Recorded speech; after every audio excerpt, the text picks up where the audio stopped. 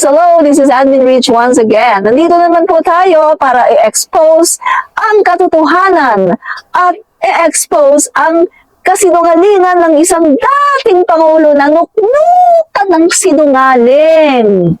Mga guys, nung nagsabog yata ang ating Panginoon ng honesty, ng katapatan, palagay ko natutulog ang taong ito. Mga guys, dito sa ating page, Admin Rich, Commentarista, kinokomentuhan natin ang mga pangyayari, mga statements, mga videos, kung ano-anong mga ganap sa ating politika, mga kaibigan. At ngayon, ito ang kokomentuhan natin. Ang pabago-bago na statement ni RRD tungkol doon sa bangag. No?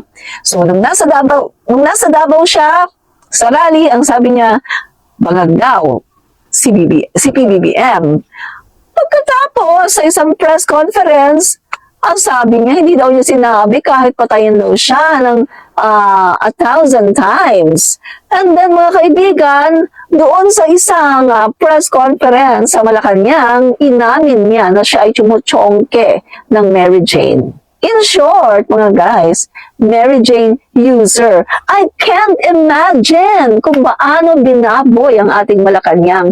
Sa loob ng Malacanang, nagchuchongki.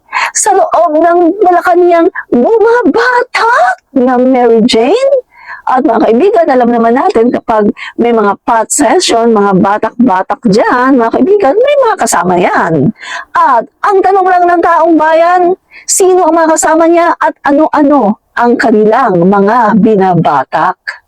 Mga kaibigan, hindi tayo nag-aakusa dito, pero ito ay tungkol sa video na ito na inamin niya, self-confess na siya ay Mary Jane user.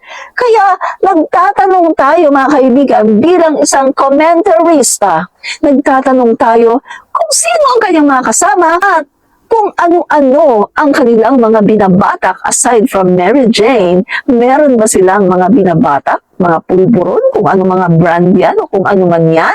Paki-explain, di ba? Explain nyo ano-ano ang inyong mga binabatak, sino-sino kayo dyan, no? Kasi ang dating Pangulo ay umamin na siya ay tumutsongki, bumabatak ng Mary Jane.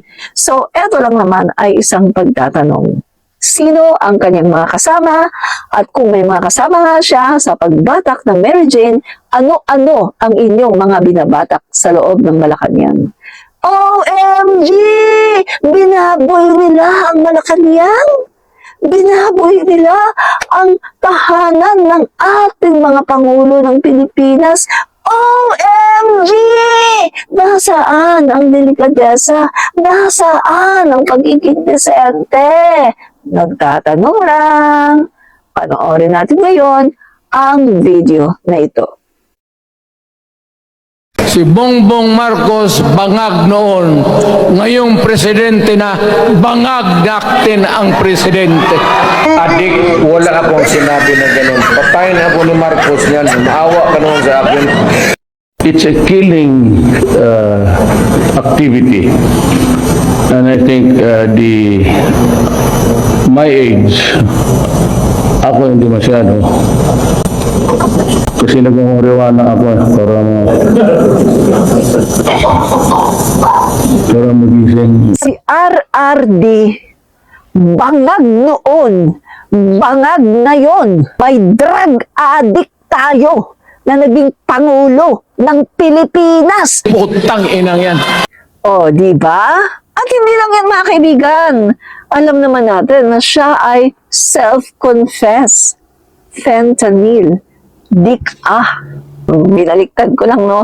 Dik-ah. Self-confess siya, mga kaibigan. And even, ang sabi niya, have you been to paradise? Kasi, I've been to paradise. And it's like Cloud9, mga pards. Diba? Self-confess. Dik-ah. Kaya nga, mga kaibigan, kapag nagsasalita ang dating Pangulo, wala na siyang credibility. Wala. As in, wala. As in, wala. Pero, wag ka meron pa ring group of people na naniniwala sa kanya. Yung mga tao na iniwan ng kanilang utak sa closet. Yung mga tao na panatiko, blind followers, na wala na silang alam at nakikita, kundi, I miss you, Tatay Digong. I miss you, Tatay. You're the best, Tatay Digong. Hello?